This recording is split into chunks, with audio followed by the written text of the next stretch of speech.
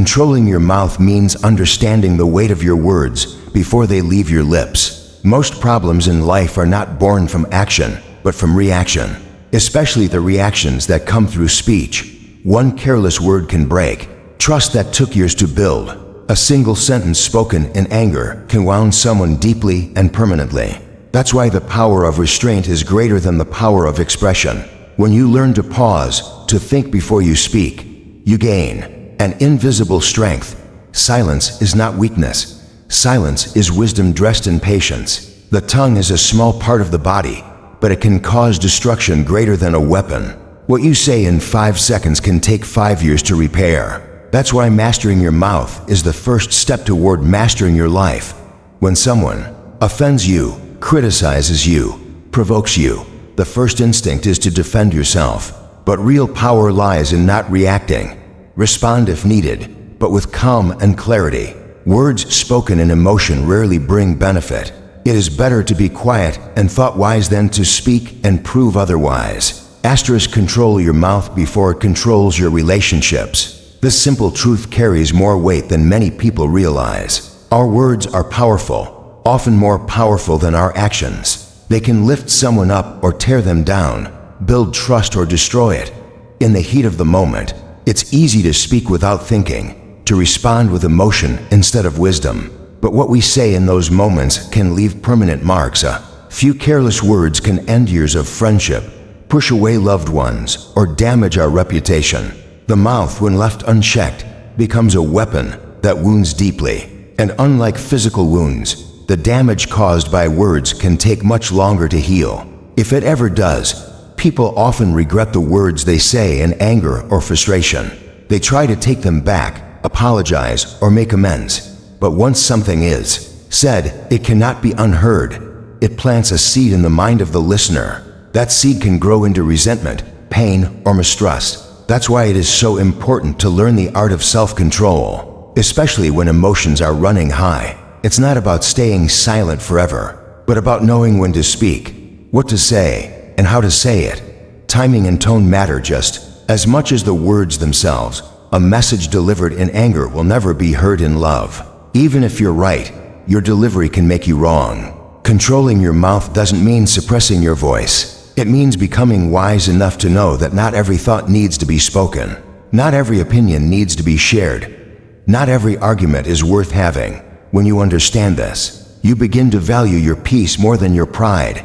You choose silence not because you're weak, but because you're strong enough to protect your energy and your relationships. You start to realize that people don't always remember what you said, but they always remember how you made them feel. Words have the power to make someone feel seen, loved and respected, or ignored, belittled and disrespected. In relationships, words build the foundation. Whether it's a friendship, a marriage, or a family bond, communication is what holds everything together. When communication becomes careless, the structure begins to crack. If you constantly criticize, mock, or talk down to someone, even if it's done jokingly, those words chip away at their self-worth. On the other hand, speaking with kindness, appreciation, and encouragement strengthens the connection. It makes the other person feel safe, valued, and understood. That's the kind of foundation that lasts. When you don't control your mouth, you open the door to regret.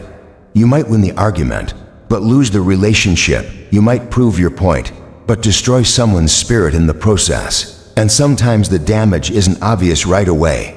People may smile and nod, but deep inside, they begin to pull away. They stop sharing their heart with you. They build emotional walls. And one day you find yourself wondering why they became distant, when the real answer was in the words you used and how you made them feel. Learning to control your mouth is also about emotional maturity. It means not reacting impulsively, not letting your feelings dictate your speech. It means taking a breath, stepping back, and choosing your response. This doesn't come naturally. It requires practice, patience, and self-awareness. You must become a student of your own emotions. What triggers you? When are you most likely to lash out? What situations cause you to lose control? When you begin to understand your own patterns, you can start changing them. You can replace instant reactions with intentional responses. Controlling Your mouth also protects your integrity. In moments of stress or conflict, it's easy to lie, exaggerate, or say things just to hurt the other person. But those words stain your character. People may forget what exactly you said, but they will remember the feeling you left them with. And once people begin to associate you with negativity or emotional harm, it's hard to rebuild their trust. Trust, once broken, takes time and consistent effort to repair. And sometimes, it doesn't come back at all. Self-respect plays a huge role here too. When you control your mouth, you walk with dignity. You no longer feel the need to argue with everyone to prove your worth through your words. You let your actions speak for you. You understand that silence can be more powerful than shouting, that walking away can be stronger than fighting. Not every insult deserves a response. Not every provocation deserves your energy. When you learn this, you protect not just your relationships, but your peace of mind. This kind of discipline carries over into every area of life. In the workplace, people who can communicate respectfully and calmly under pressure are more respected. In families, parents who speak with love and guidance instead of anger and insults raise more emotionally secure children. In friendships, people gravitate toward those who listen more than they lecture, who offer encouragement rather than judgment. Your words are your message to the world. What message are you sending? One way to begin this journey is to become more mindful. Before you speak, ask yourself a few questions. Is what I'm about to say true? Is it necessary? Is it kind? Will it help or hurt? These simple checks can stop a lot of damage before it happens. And when you do make a mistake, and you will own it, apologize sincerely, learn from it. The goal is not perfection, but progress. In the end, controlling your mouth is not about fear. It's about power. The power to speak life instead of death, to build instead of break, to love instead of hurt. Every time you choose your words carefully, you create a safer space for yourself and others. You attract better relationships, reduce unnecessary conflict, and grow into a version of yourself that commands respect not through volume, but through wisdom. You begin to understand that peace isn't found in having the last word, but in knowing when no word is needed at all, and that understanding transforms everything. Silence is strength, not weakness. In a world that constantly demands attention, where everyone is eager to speak, respond, and react, silence can feel uncomfortable. Yet, it is in silence that we find our greatest power. When you choose silence over unnecessary speech, when you pause instead of exploding, when you listen instead of interrupting, you demonstrate a level of control that most people never reach. It's easy to talk, to argue, to prove a point. It takes far more strength to remain calm, to say nothing when your ego is tempted, and to walk away when your pride is provoked. People often confuse silence with defeat. They think if you don't respond, you've accepted the insult. If you stay quiet, you must be weak. But true silence is not passive. It's intentional. It's the decision to not waste your words, your energy, or your peace on things that don't deserve it. It's the confidence to let your actions speak louder than your words. It's the wisdom to understand that not every battle is worth fighting, and not every comment deserves a reply. When your mouth is quiet, your mind becomes clearer. Silence gives space for thought. It creates room for reflection. It allows you to consider your words before speaking them. It lets your emotions settle before they cause damage. In silence, you begin to understand yourself better. You realize that your first reaction is often your weakest one. You become aware of your triggers. You notice how certain situations stir up your ego, your fear, or your insecurities. And once you see these patterns, you can start breaking them. Silence also gives power to your words. When you speak all the time, people stop listening. But when you speak with intention, when you say only what needs to be said, your words carry more weight. They are heard, remembered, and respected. That's the difference between noise and impact. Noise is constant, but impact is rare. Silence makes space for impact. It makes space for control. Choosing silence in conflict is not about avoiding truth. It's about approaching truth with wisdom. Yelling doesn't make your point more valid. Insulting doesn't make your opinion more right. Silence gives you time to choose a response that leads to resolution. not escalation. In relationships, silence can prevent words that cause long-term pain. In the workplace, it can prevent outbursts that damage your reputation. In daily life, it can prevent drama that drains your energy. Silence protects you from saying things in temporary emotions that create permanent consequences. Silence is also a form of listening, and listening is one of the most underused but powerful skills. When you truly listen, without preparing your comeback, without trying to defend yourself, you understand people better. You connect on a deeper level. You notice what's not being said. You see beyond the surface. Most people just want to be heard. If you can be the person who listens instead of reacting, who pauses instead of interrupting, you will build stronger bonds and earn deeper respect. There's also silence with yourself. Sitting alone without distraction. No music, no phone, no background noise. Just you and your thoughts. This kind of silence is rare but necessary. It helps you face your fears, your doubts, your dreams, and your truth. It helps you clear mental clutter. It reminds you that peace is not something you chase, it's something you create. And when your mind is quiet, your decisions become sharper, your focus becomes deeper, your direction becomes clearer. Silence teaches you discipline.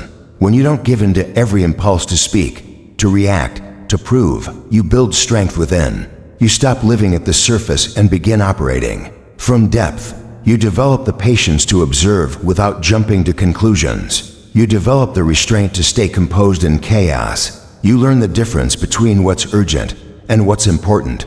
And in that space, you begin to control your mouth, your mind, and eventually, your money. When your mouth is silent, your mind has room to breathe. Most people speak to fill space. They're afraid of awkward pauses, but in those pauses is power. In those pauses is growth. When you don't rush to speak, you think more. When you don't rush to reply, you understand more. This applies in arguments, business meetings, family discussions, and inner dialogue. Silence allows clarity to rise to the surface. Silence also protects your dignity. When others gossip, criticize, or provoke you, staying silent shows strength. It shows you're not controlled by external noise. You don't need to defend yourself to everyone. You don't need to explain yourself to those committed to misunderstanding you. Let your work, your behavior, your presence do the talking. Those who know your worth won't need constant reminders. Those who don't will never be convinced with words. In that sense, silence becomes a shield. It keeps your power within you instead of wasting it on things beneath you. Silence is also powerful in managing your finances. When you are silent about your goals, your struggles, your investments, you protect your plans. Not everyone needs to know what you're working on. Silence keeps distractions out and focus in. It shields you from opinions that are not rooted in understanding. When you speak less about your money, you avoid unnecessary comparison, judgment, and pressure. Silence gives your plans time to grow without interference. It allows you to act with purpose instead of reacting to others' expectations. When your mouth, mind, and money are guided by silence, you develop control. You no longer feel the urge to prove your worth through arguments, impulsive thoughts, or reckless spending. You build a life that is steady, not noisy, deep, not loud, controlled, not chaotic.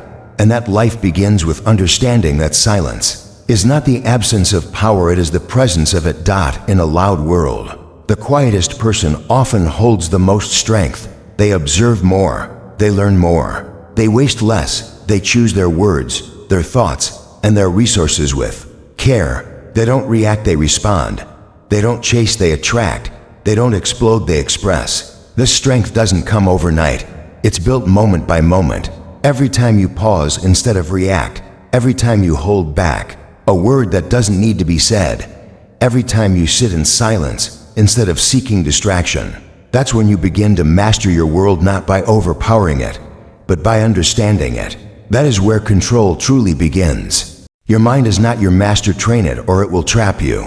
This truth is often overlooked because people assume their thoughts define who they are. But the reality is your thoughts are not always accurate, not always helpful, and not always aligned with your goals. The mind is a tool, incredibly powerful, but also dangerously untamed if left unchecked. It can build dreams or destroy peace. give clarity or create confusion, lead to progress or trap you in fear. If you allow your mind to run without direction, it becomes a maze you can't escape.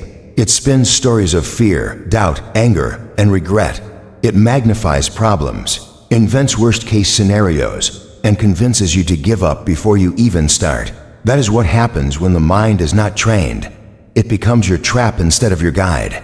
To control your life, you must first control your mind, and that starts with awareness. Most people don't realize how much of their daily experience is shaped not by circumstances, but by interpretations. The same situation can feel like a blessing or a curse depending on your mindset. When your mind is trained to focus on gratitude, growth, and possibilities, you see opportunity even in hardship. But when it's trained to expect failure, betrayal, and loss, you find disappointment even in moments of success. The mind filters everything through its beliefs, and beliefs are built by repeated thoughts. So the thoughts you feed become the beliefs you live by. Training the mind means questioning your thoughts.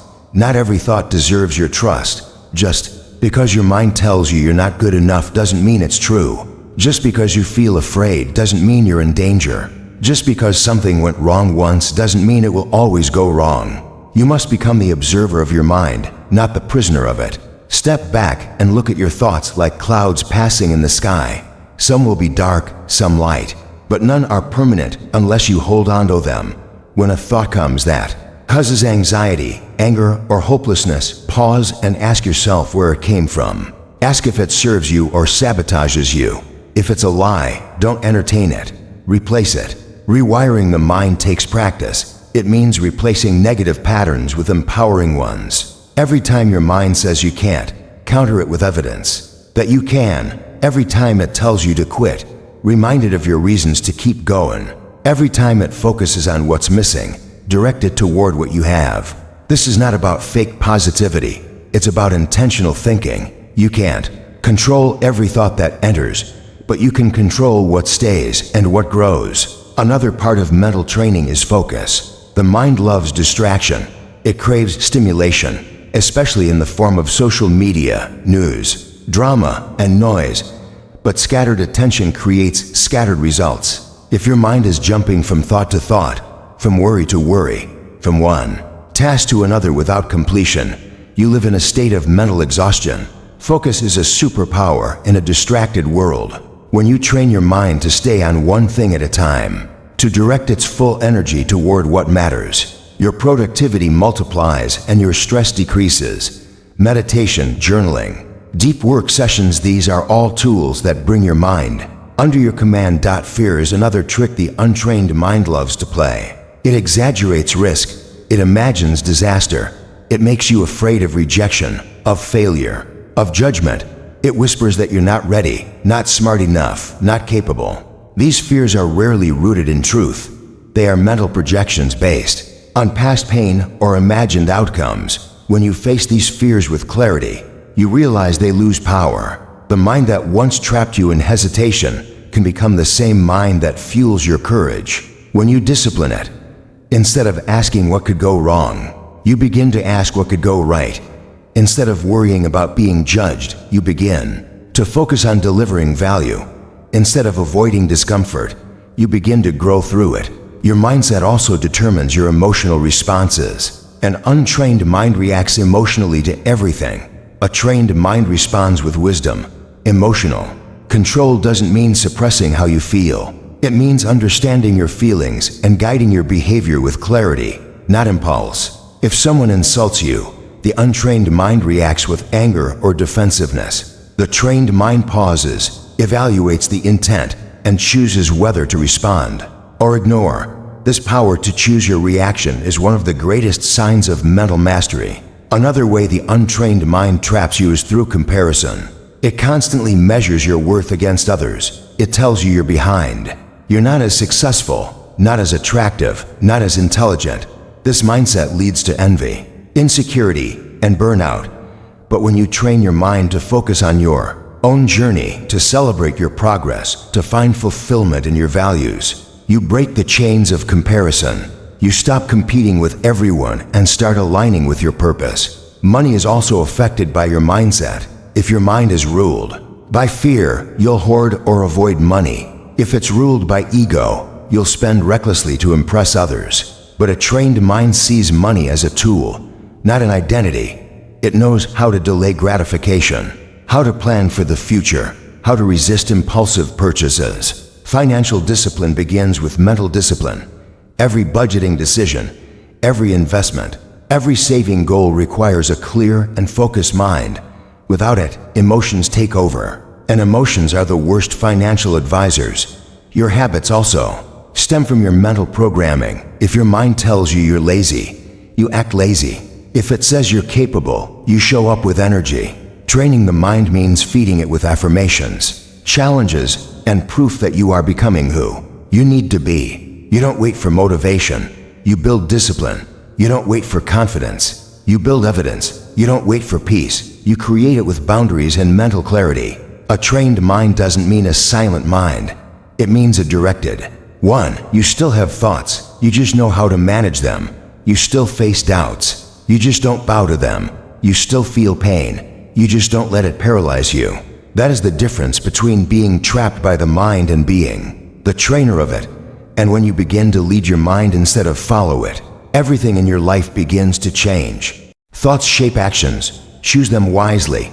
Every action you take begins first as a thought. Before your mouth speaks, before your body moves, before any decision is made, the mind creates a thought that leads the way. This means that the quality of your life is a reflection of the quality of your thinking. If your thoughts are scattered, negative, or undisciplined, your actions will reflect confusion, fear, or impulsiveness. But if your thoughts are clear, focused, and aligned with purpose, your actions will follow with strength, wisdom, and confidence. Your thoughts are the architects of your future. What you consistently think about becomes what you eventually live out. Most people underestimate the power of their thoughts. They let their minds wander aimlessly, believing every idea that enters their head. But not all thoughts are true. Not all thoughts are helpful. Some thoughts are based on past trauma, fear, insecurity, or false beliefs. If you don't take control of them, they take control of you. A single thought like "I'm not good enough" can prevent you from applying for an opportunity. A thought like "I always fail" can stop you from trying again. A thought like "I can't control my spending" can keep you in financial chaos. These thoughts, left unchallenged, become beliefs, and beliefs guide behavior. You don't act on what's true. You act on what you believe is true. If you believe success is only for certain people, you won't strive for it. If you believe you'll never be able to change, you won't make the effort. That's why you must be intentional with your thoughts. You must filter them like you would filter the food you eat or the information you consume. Ask yourself if the thought supports your growth or blocks it. Ask if it leads you toward your goals or pulls you away. Your mind will always have something to say, but you get to decide whether to listen and believe or to replace and redirect. When you consistently feed your mind with positive, empowering, and productive thoughts, you start building mental momentum. It doesn't mean ignoring reality or pretending everything is perfect. It means choosing the perspective that leads to solutions instead of problems, action instead of paralysis. If something goes wrong, your thought can be "I'm a failure," or it can be "I just learned a lesson." One thought shuts you down, the other pushes you forward. That difference changes everything. Your words also begin in your thoughts. What you think repeatedly eventually slips into your conversations. If you're always thinking negatively, you will speak negatively. If you dwell on anger, you will speak in bitterness. If you focus on gratitude, your words will be kind and encouraging. The mouth speaks what the mind believes. This is why controlling the mind is the key to controlling the mouth. When your thoughts are rooted in peace, your speech becomes a source of healing instead of hurt. You don't snap at people out of frustration. You don't criticize out of insecurity. You don't gossip out of boredom. Your thoughts create a calm inner world, and your words reflect that calmness. Financial behavior also follows the same pattern. Thoughts like "I deserve this" can lead to impulsive spending. Thoughts like "I'll never have enough" can lead to hoarding or fear-based decisions. Thoughts like "I'm not good with money" can create cycles of avoidance and irresponsibility. But if you begin to change the way you think about money, your habits will change as well. When you start thinking "I'm learning how to manage my finances," Or I make intentional choices with money. You shift from victim to student to leader. Thought by thought, you reshape your identity, and that identity leads to action. Many people try to change their lives by changing their actions alone. They try to speak differently, behave differently, or manage their money differently without changing the thoughts that drive those patterns. But without a shift in thought, the change never lasts. It's like trimming the leaves without pulling the root. Eventually, the same issues grow back. Real, lasting change begins in the mind. It begins with replacing automatic, limiting thoughts with conscious, empowering ones. One powerful way to direct your thinking is through affirmations and self-talk. What you repeatedly tell yourself, you start to believe. Tell yourself, I am focused. I make wise decisions. I control my emotions. I speak with intention. I manage my money with purpose. These aren't just words. They are seeds. When you plant them consistently, they begin to grow into belief systems. And once they become beliefs, your behavior naturally follows. You no longer have to force good habits. They flow from a solid mindset.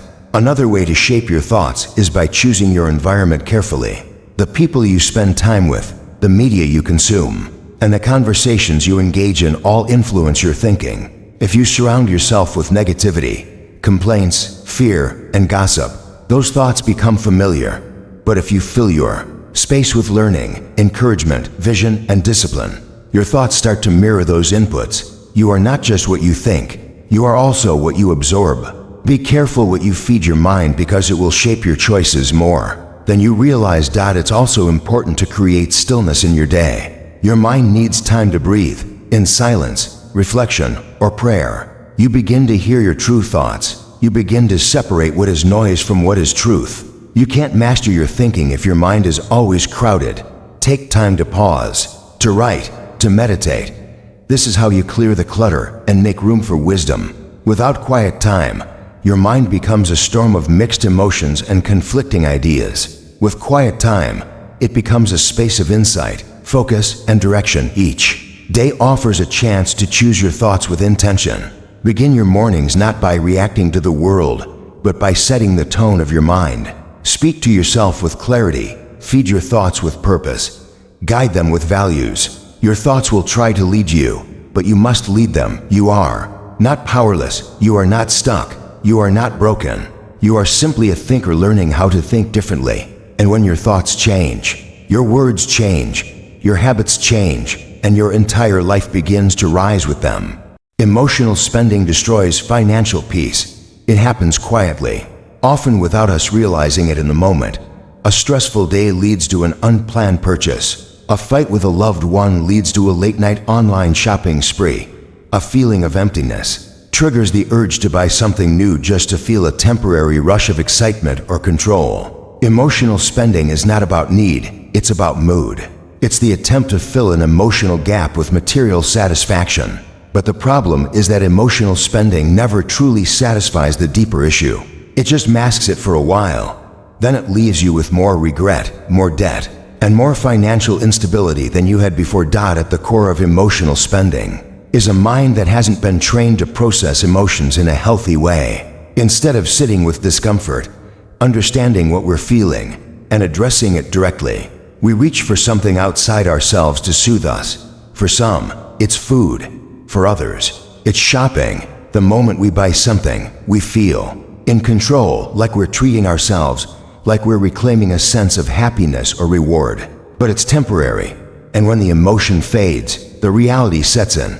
The money is gone. The problem remains, and now there's an added layer of financial stress to deal with. Financial peace cannot exist without emotional discipline. The way you manage your money is often a reflection of how you manage your emotions. If you're easily triggered, easily frustrated, easily bored, and you use money as a way to cope, your financial situation will reflect that chaos. True peace comes when you can face your feelings without running from them, and without trying to numb them with spending. It comes when you recognize that no amount of shopping can heal what needs internal attention. One of the most powerful steps toward controlling emotional spending is developing self-awareness. You have to know your triggers. Ask yourself what situations, emotions, or people lead you to spend impulsively. Is it stress from work? Is it feeling lonely or unappreciated? Is it boredom or comparison? When you identify the emotional patterns behind your spending, you gain the power to interrupt them. You create a space between feeling and action. In that space, you can choose a better response. Sometimes, people emotionally spend as a form of reward. They think they deserve something nice after a hard day or after accomplishing something. While rewarding yourself is not wrong, doing so in a way that harms your finances is self-defeating. There are other ways to celebrate that don't involve draining your bank account or increasing your credit card bill.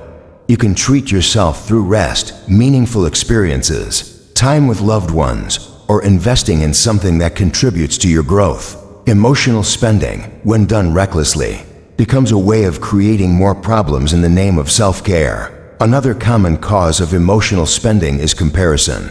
Social media often shows curated images of people living luxurious lifestyles, constantly buying new things, and showcasing material success. This can create a false sense of lack in your own life, making you feel behind or less than others. To compensate, you might spend money to catch up, to feel equal, to appear like you're living that life too. But the peace that comes from comparison-driven spending is hollow. It's built on insecurity, and insecurity will never be satisfied. By spending, the truth is you can't buy self-worth. You can only build it through alignment with your values, your discipline, and your personal growth. Developing mental discipline is key to avoiding emotional spending. When your mind is calm and focused, you don't seek escape through impulse. You think through your decisions. You remind yourself of your goals. You understand the value of long-term gain over short-term pleasure. This level of control doesn't mean you never enjoy your money. It means you spend with purpose, not with emotion. You learn to distinguish between a want driven by your higher self and a craving driven by temporary feelings. Financial peace is built on intention. That means creating a budget, setting goals, tracking your spending, and being honest with yourself. It means telling your money where to go instead of wondering where it went. It means making conscious choices rather than emotional reactions. Emotional spending throws your plans off course. It makes saving harder. It makes debt grow. It creates tension in relationships. It leaves you feeling guilty and anxious. None of that leads to peace. A helpful habit is to implement a pause rule. When you feel the urge to buy something, especially in a moment of emotional intensity, pause. Wait 24 hours. Reflect. Ask yourself why you really want this item. What feeling are you trying to change? Will this purchase solve the root issue or just cover it up? More often than not, giving yourself space will reveal that the urge was emotional, not practical. Another strategy is to create emotional outlets that don't involve spending. Exercise, journaling, prayer, deep breathing, talking to someone you trust. These are all ways to process feelings without damaging your finances. When you take care of your emotional health, you no longer rely on purchases to regulate your mood. You become your own source of comfort and clarity. Money is energy. When you spend it with awareness, it flows toward things that matter. When you spend it emotionally, it leaks into places that don't serve you. You owe it to yourself to understand the emotional patterns behind your financial behavior. You don't need to feel ashamed. You just need to become aware and intentional. Every time you resist the urge to spend emotionally, you build a new pattern. You build trust in yourself. You build control. Peace isn't found in buying something new. It's found in mastering the emotions that once controlled you. It's found in knowing that you don't need to escape your feelings. You can face them and grow stronger. Emotional spending is a habit, and like all habits, it can be broken. It starts with one choice, one pause, one moment of clarity, and from there, you begin to build a life of stability, confidence, and peace. That is what financial freedom truly looks like. Budgeting is freedom, not limitation. It may sound restrictive at first, as if it's something that takes away joy or forces you to say no to the things you want. But the truth is, budgeting is the tool that gives you control, clarity, and confidence. With your money, it doesn't confine your life, it directs it. It allows you to decide where your money goes instead of wondering where it went. People often resist budgeting because they associate it with sacrifice, but in reality, A budget is the pathway to financial peace. It empowers you to spend with intention and live with less stress. When you don't budget, you live reactively. You spend without thinking. You swipe your card without checking. You follow emotions or habits instead of a clear plan. This often leads to the end-of-month anxiety when bills pile up and there's nothing left. It creates a constant state of financial uncertainty. That uncertainty is what limits your life, not the budget. Without a budget, your money controls you. With a budget, you control your money. That shift changes everything. Budgeting begins with awareness. It shows you the truth about your financial behavior. It uncovers waste, reveals patterns, and exposes where your money is helping you and where it's hurting you.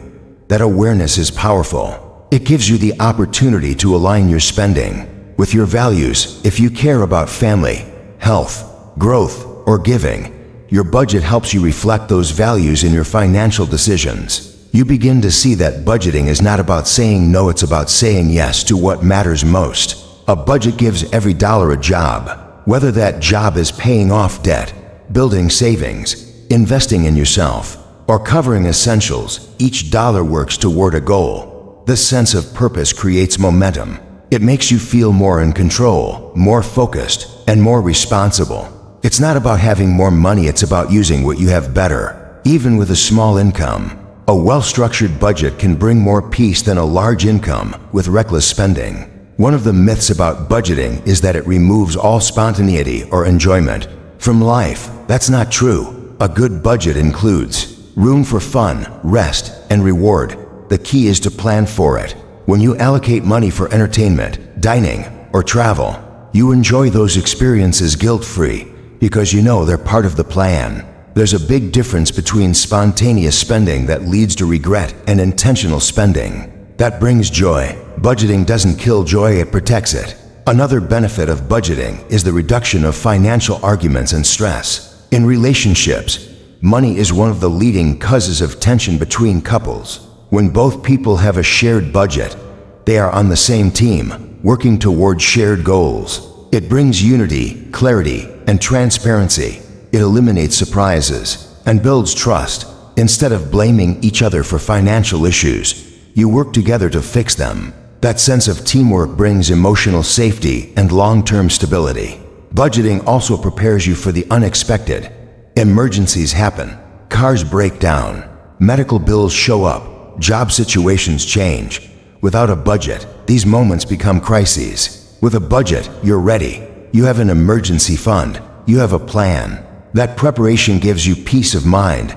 It gives you space to breathe during hard times. It keeps you from falling into panic or debt when life throws a challenge your way. Planning ahead is not pessimism, it's wisdom. A budget also keeps you focused on long-term vision. When you see progress in your savings, debt reduction, or investments, you stay motivated. You begin to think differently about money. It's no longer just something you earn and spend, it becomes a tool you use to build the future. That shift changes how you make daily decisions. You think twice before impulse spending because you're focused on something bigger. You stop trying to impress others and start impressing yourself with your discipline. Creating a budget is not complicated. It starts with knowing how much you earn and how much you spend. Write it down, track it honestly, categorize it. Then, make choices. Decide what needs to be reduced. Decide what needs to be prioritized. It's okay to start small. Even a basic plan is better than none. The goal is progress, not perfection. As you grow in confidence, you can refine your budget, add categories, increase your savings, and build smarter strategies. A budget is also a reflection of your mindset. If you believe budgeting is punishment, you'll avoid it. If you believe it's a form of freedom, you'll embrace it. Your mindset shapes how you relate to money. If you see money as a tool instead of a source of stress or identity, you'll use it wisely. If you understand that delayed gratification leads to lasting satisfaction, you'll stop chasing short-term pleasures. That mental shift is key to controlling your financial life. Many people are trapped by financial stress not because they don't have enough money, but because they don't know where their money is going. A budget removes that fog. It brings light to your spending habits. It shows you the power you already have. And when you operate with that clarity, You make decisions from a place of confidence instead of confusion. That alone brings a deep sense of relief and empowerment. A budget is also a boundary. It protects you from overspending. It protects your future from being sacrificed for temporary emotions. It allows you to say no without guilt. No to unnecessary purchases. No to peer pressure. No to habits that drain your finances. Boundaries are not walls, they are guides. They show you where your priorities are. They keep you on track when emotions try to pull you off course. Over time, budgeting builds self-respect. Each time you follow your plan, each time you choose responsibility over impulse, you reinforce your identity as someone who is disciplined, wise, and in control. That self-respect grows into confidence, and that confidence spills into other areas of your life. You become more organized, more thoughtful, more focused. Budgeting, then, is not just about money, it's about mindset, character, and growth. Financial freedom is not about having unlimited money. It's about having the ability to manage what you have with wisdom. That wisdom starts with a plan. That plan starts with a budget, not to restrict your life, but to unlock the life you truly want. Budgeting is not the enemy of freedom, it is the foundation of it. A disciplined mouth leads to a peaceful life. What you choose to say, and just as importantly what you choose not to say, can determine the overall peace and stability you experience in your relationships, your work, and even within yourself. Words are powerful tools, and when they are used carelessly, they become weapons that damage trust, hurt feelings, and create tension. But when they are used with discipline and intention, they have the power to heal, uplift, and build bridges. A disciplined mouth does not mean silence or suppression, but rather self-awareness and emotional maturity. It means you have learned when to speak, how to speak, and when to stay silent. There are many times when saying the right thing in the wrong tone ruins the message. A disciplined mouth knows that tone carries weight, and that how you say something can change everything. It knows that in moments of anger or frustration, saying less is usually the better path. It understands that reacting in the heat of the moment may satisfy the ego for a second, but damage the connection for much longer. It chooses calm over chaos, wisdom over impulse, and peace over pride. This kind of restraint is not a sign of weakness but of deep strength. It shows that you are not ruled by your emotions or your environment, but by your values and purpose. People often say things they later regret. A harsh comment during an argument, a sarcastic remark when feeling hurt, a lie told to avoid discomfort. Each of these things may feel justified in the moment, but they leave behind cracks in relationships and wounds that take time to heal. A disciplined mouth learns to pause before speaking. It learns the value of listening first and reacting later, if at all. It understands that silence is sometimes more powerful than words, especially when words are likely to escalate conflict instead of resolve it. Discipline in speech also means being mindful of what you say about others when they are not present. Gossip, criticism, and negativity create toxicity not only around you, but also within you. The habit of speaking badly about others erodes trust and peace, even if the people you are speaking about never hear it. Your mind and heart are absorbing that negativity. It shapes your attitude and your worldview. On the other hand, choosing to speak kindly, or not at all when given the opportunity to. Gossip builds integrity and inner calm. It makes you someone who others trust and respect. That kind of character brings long-term peace. A disciplined mouth also means being honest, but with kindness. It means not lying, not manipulating, not flattering for personal gain. It means saying what is true, even when it's hard, but doing it with care. It means knowing that truth without love is cruelty, and love without truth is weakness. A disciplined mouth balances both. It does not avoid difficult conversations, but it approaches them with empathy. This kind of communication prevents misunderstandings and builds strong, clear relationships where people know where they stand. In the context of self-talk, a disciplined mouth reflects a disciplined mind.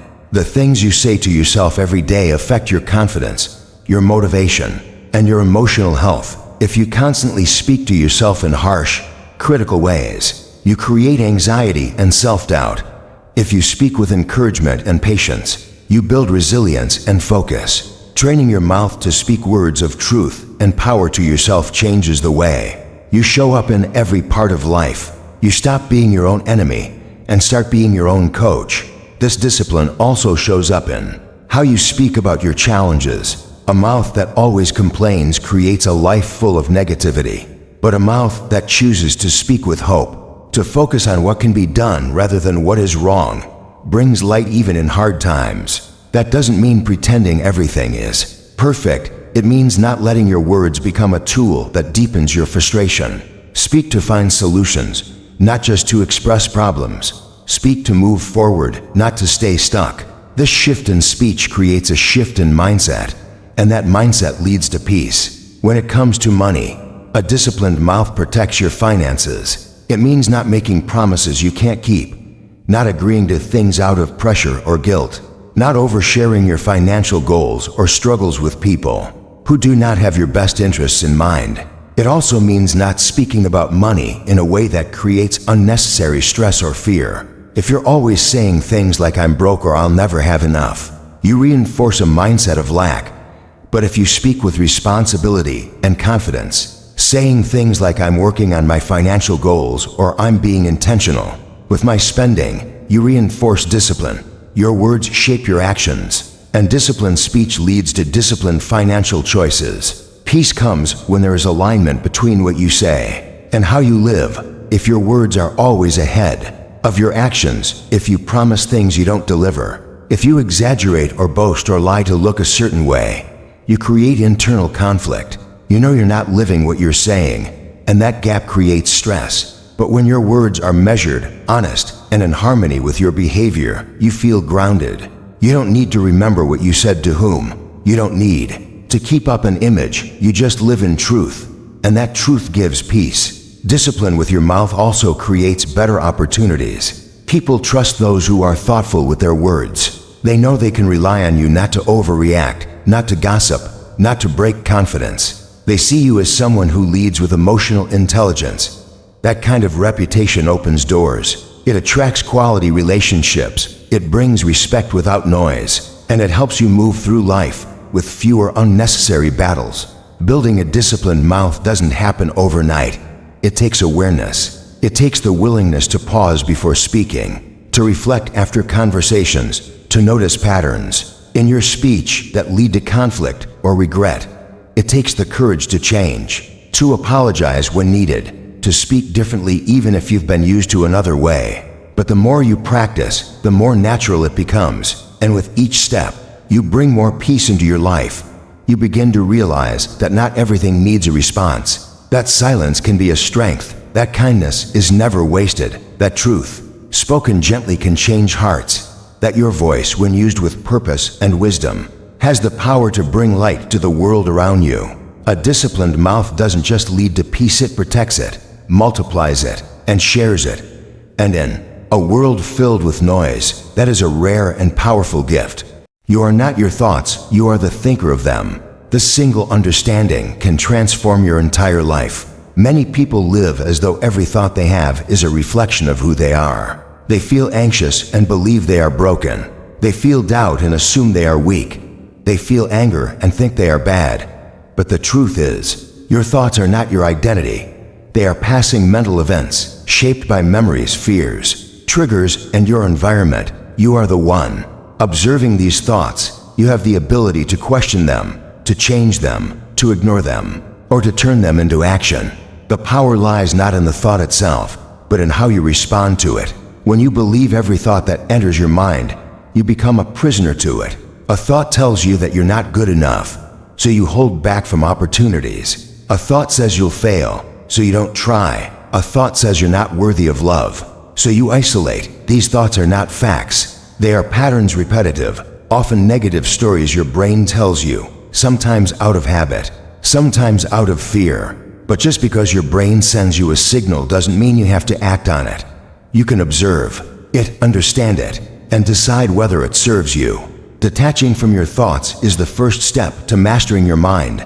When a thought arises, instead of reacting, step back, label it, say to yourself, "I'm having a thought that I can't do this." That's small. Pause separates you from the thought.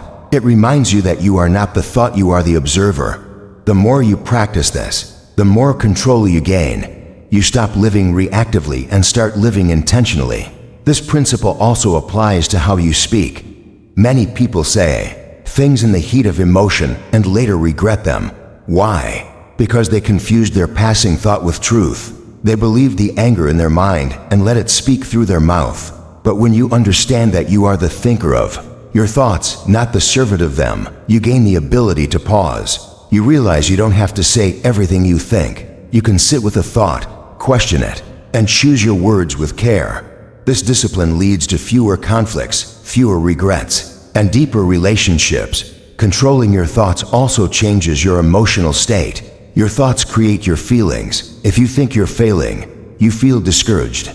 If you think you're being judged, you feel anxious. But if you think you're capable, you feel confident. If you think you're learning, you feel encouraged. Emotions are not random, they're triggered by the way you interpret your experiences. And your interpretations are shaped by your thoughts.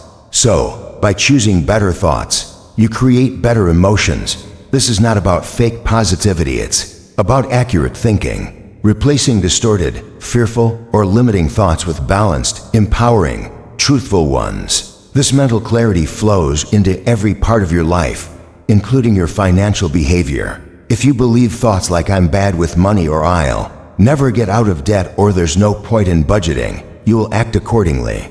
Your thoughts create your habits.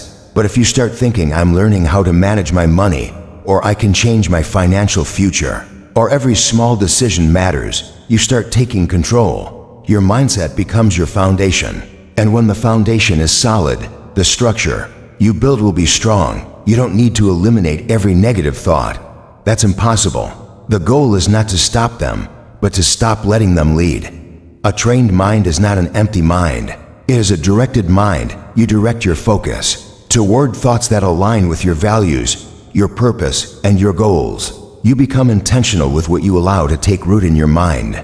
Just as you wouldn't let garbage sit in your home, you learn not to let garbage sit in your head. You notice it, you take it out, and you replace it with something cleaner. It's also important to realize that not all thoughts are yours. Some thoughts come from the voices of others, parents, teachers, past experiences, media. Maybe someone told you once that you'd never succeed, and that sentence plays in your mind like it's your own. But it's not.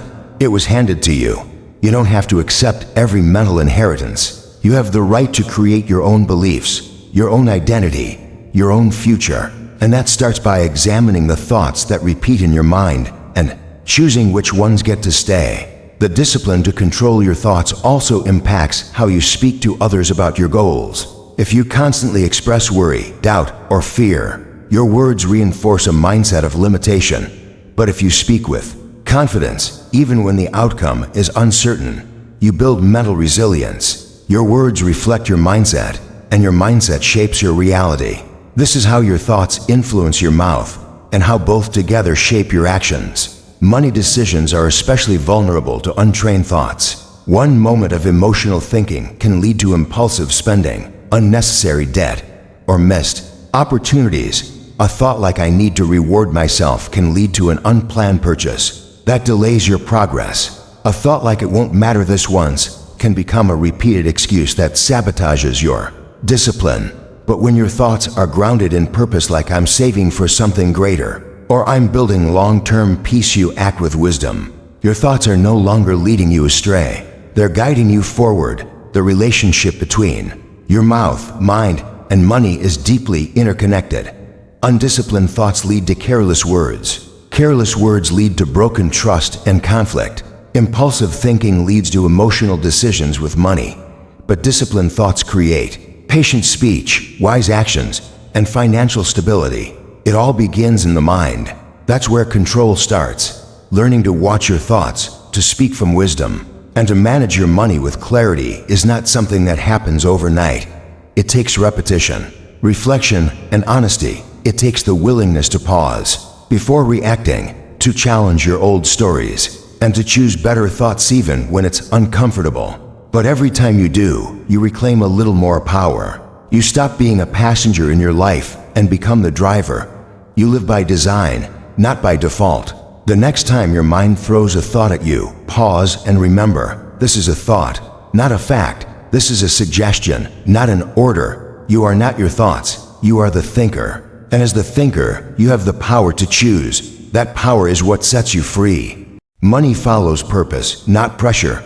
It responds to clarity, direction, and intention, not chaos, fear, or urgency. When you handle money with a sense of purpose, knowing why you're earning, saving, spending, or investing, you attract peace, growth, and long-term abundance. But when your decisions are driven by pressure, trying to keep up with others, impress people, or escape discomfort, you often end up with regret, debt, and stress. Money is not emotional, but how you manage it is, and when emotion replaces intention, the results are usually short-lived and self-sabotaging. Purpose brings discipline. It helps you resist instant gratification because you have a deeper reason guiding you. Instead of spending money just to feel good for a moment, you ask whether the expense aligns with your long-term goals. That awareness is what separates those who build lasting wealth from those who live paycheck to paycheck. Purpose allows you to say no, not because you're depriving yourself, but because you're protecting something greater. Without purpose, money slips through your fingers. With purpose, every rupee, every dollar has a job. It works for you instead of working against you. Pressure, on the other hand, creates panic. It pushes you into decisions that are rushed, emotional, or reactionary. You buy things you don't need, invest in things you don't understand, and agree to financial commitments you can't afford. The pressure to look successful leads people into cycles of overspending and undersaving. The pressure to match other people's lifestyle makes you forget your own. The pressure to escape a difficult reality with a quick fix leads to unhealthy financial habits. In every case, pressure makes you lose control. The same applies to earning money. When you chase income out of pressure, desperation, fear of judgment, fear of failure, you end up settling for things that drain your energy and distract you from your true path. But when you work with purpose, knowing what you want to achieve, how you want it to grow, and what impact you want to make, the money you earn feels more meaningful. It doesn't just pay the bills, it fuels a mission. That mission makes the work feel lighter, even if it's hard, because you're connected to something deeper than just survival or status. A purpose-driven financial life also protects you from the noise around you. The world is full of voices telling you what you should have by now, what success should look like, and how much money you need to be happy. Without purpose, you start measuring your worth by someone else's standard. You buy what they buy, follow trends they follow, and spend in ways that don't reflect your true needs. But when you're grounded in purpose, you filter all those messages. You know what matters to you, and you act accordingly. That inner clarity brings outer peace. Purpose gives structure to your goals. It helps you create a budget, not as a limitation, but as a tool for freedom. When you know what you're working toward, whether it's building a business, saving for a home, giving to your family, or achieving financial independence, your budget becomes a reflection of your values. It's no longer a burden, it's a blueprint. You no longer feel trapped by money, you feel empowered by it. You stop asking if you can afford something and start asking if it serves your mission. Pressure, in contrast, keeps you reactive. You're always responding to the latest expense, the latest temptation, the latest crisis. You live in survival mode. Every decision is based on avoiding pain or proving something. This mindset keeps you from building momentum. It keeps you in cycles of starting and stopping, earning and losing, saving and spending without purpose. It leaves you tired, anxious, and often ashamed. But shame doesn't lead to change. Purpose does. Controlling your mouth plays a role here too. Much of the financial pressure people experience comes from what they say out loud and what they hear from others. Boasting, exaggerating, or promising things you can't afford creates stress. So does agreeing to things just to please others. A disciplined mouth protects your financial peace. It lets you say no when needed. It keeps your focus on reality rather than illusion. It helps you avoid conversations that lead to guilt or insecurity. Sometimes peace is as simple as being quiet about your progress and focused on your plan. Your mind also affects how you deal with money. If your thoughts are scattered, anxious, or insecure, you'll make impulsive decisions. You'll treat money as a solution to emotional needs. But money cannot fix emotional wounds. It can't replace self-worth, peace, or connection that comes from inner work. When your mind is calm, clear, and disciplined, you make financial choices that reflect wisdom, not emotion. You know when to spend, when to save, when to wait, and when to act. That mental strength comes from knowing you're in control not of everything, but of how you respond. Money managed with purpose becomes a source of stability, not stress. It allows you to live with intention, to give generously, to grow steadily. You begin to see money not as the goal, but as the resource that supports your deeper goals. That shift in perspective is everything. When you stop chasing money out of pressure, it begins to flow to you through alignment. You attract opportunities that fit your vision. You say yes to what matters and no to what doesn't. That clarity invites abundance not just in finances, but in peace, energy, and fulfillment. Even in difficult times, purpose gives you strength. When the pressure is high and the future feels uncertain, your purpose reminds you why you're being careful, why you're staying disciplined, why you're not giving in to temporary relief. You remember that you're building something, even when results are slow. You don't need to prove yourself to anyone. You don't need to match anyone else's timeline. You just need to stay aligned with your reason, your path, your truth. Letting purpose lead your financial life does not mean ignoring reality. It means being deeply aware of your needs, your limits, and your priorities. It means spending in alignment, earning with clarity, and speaking with responsibility. It means letting your values guide your money rather than letting pressure control your behavior. The result is not just more financial success, it's deeper peace, greater self-respect, and a life that feels meaningful from the inside out. Money follows purpose, not pressure, and when you live by that truth, your entire relationship with money begins to change. Self-control in small things creates mastery in big things. The ability to pause, choose, and discipline yourself in the little moments is what builds the foundation for larger success. In every area of life, the small choices you make each day might seem insignificant, but they shape your habits, your character, and your future. Whether it's holding your tongue when you're angry, resisting the urge to spend unnecessarily, or shifting your thoughts when they start spiraling, these moments of control create powerful momentum. Over time, they become the roots of stability, peace, and self-respect. People often chase big goals without realizing that it's the small, consistent disciplines that make them possible. You don't control your mouth, mind, or money by making huge changes overnight. You do it by practicing daily discipline, deciding not to say something hurtful in the heat of an argument, choosing to save instead of spend on impulse, and replacing one negative thought with one empowering one. These actions may look simple on the surface, but they are acts of self-mastery. They show that you are not ruled by impulse, emotion, or habit, but by clarity, wisdom, and purpose. When it comes to your mouth, small acts of control matter more than most people realize. Not interrupting someone when you feel the urge, choosing to stay silent instead of criticizing, waiting before responding to a message you find upsetting. These decisions protect relationships and reduce unnecessary conflict.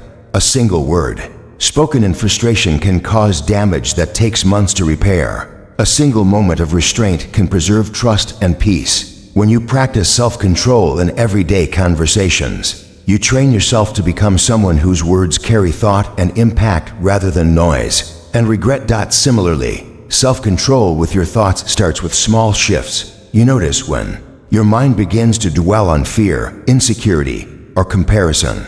Instead of letting those thoughts take over, you redirect them. You don't have to believe everything you think. You don't have to entertain every thought that passes through your mind.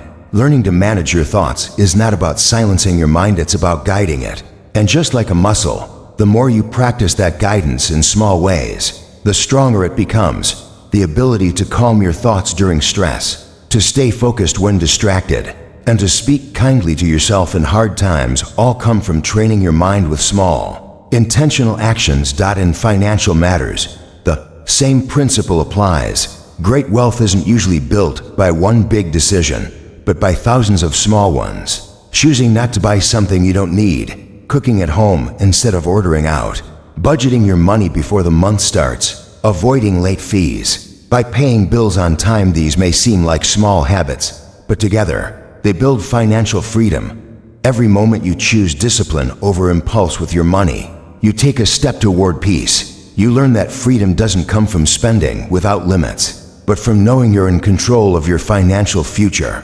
Self-control builds trust with yourself. Every time you keep a small promise to yourself, you prove that you are reliable. That trust becomes the foundation of confidence. You begin to believe in your ability to manage stress, temptation, and discomfort. You no longer fear challenges because you know you've trained for them in the small things. The way an athlete trains in private before performing in front of thousands is the same way you train your character through unseen daily choices. No one may see you choose to stay calm or stick to your budget or shift your mindset, but those moments shape who you are. When you neglect small disciplines, you lose more than progress, you lose confidence. You feel like you can't trust yourself, and that makes you more likely to give up when big challenges come. That's why mastering the small things is so important. It's not about perfection, it's about consistency. Even when you slip up, each moment gives you a new chance to practice. Control. Each moment is an opportunity to realign with your values and your goals. Many people wait for motivation to start exercising control, but self-control is not a feeling, it's a decision. You decide to act according to your values, not your mood. You choose to speak with care, to think with clarity, and to spend with wisdom. Even when it's inconvenient, that choice is a reflection of maturity. It means you no longer live at the mercy of your urges, but with awareness and intention. And that intention becomes a force that drives you forward. There's nothing weak about choosing control. It takes strength to hold your tongue, to resist temptation, to stay focused. It takes strength to say no to things that others say yes to walk away from comfort, to choose the long-term over the momentary. That strength doesn't appear overnight. It grows through repetition. The same way you build muscle through small, consistent effort, you build self-mastery through daily acts of control. Over time, those small acts become part of who you are. One of the most important things to remember is that no act of self-control is wasted. Even if no one notices, even if the result isn't immediate, every time you choose discipline, you are shaping a better future. You are making your mind stronger, your relationships healthier, and your financial life more stable. You're not just changing what you do, you're changing who you become. And who you become influences everything else around you. There's a quiet dignity in knowing you can be trusted with your words, your thoughts, and your resources. That dignity grows every time you choose to stay true to yourself. It grows when you choose patience over anger, clarity over chaos, and responsibility over impulse. Mastery doesn't come from one grand gesture. It comes from thousands of small decisions that align with your highest self. Every controlled word, every redirected thought, every mindful financial choice is a step toward that mastery. Living with discipline doesn't make life dull. It makes life peaceful. It frees you from the stress that comes from regret, from broken trust, from financial chaos. It gives you the ability to respond to life instead of react to it. It gives you the power to create instead of just consume. And that power, practiced in small things every day, is what leads to mastery in the big things that truly matter. Asterisk every day you are either strengthening your control or giving it away. Every time you argue with someone over nothing, every time you believe a negative thought without challenging it, every time you spend to escape boredom, you lose control. But every time you pause before you speak, every time you replace a lie with truth, every time you save with intention, you win back your power. And you don't need to be perfect. You just need to be consistent. Start small. Speak one less word of complaint today. Redirect one negative thought. Save or invest a small amount. These steps add up. They become momentum. They become your new identity. You're not trying to impress the world. You're trying to become the master of yourself. Because when you have control over your mouth, your mind, and your money, you will walk into rooms with peace. You will make decisions with confidence. You will build a life not of noise and confusion, but of purpose and power. And in that life, you will find freedom.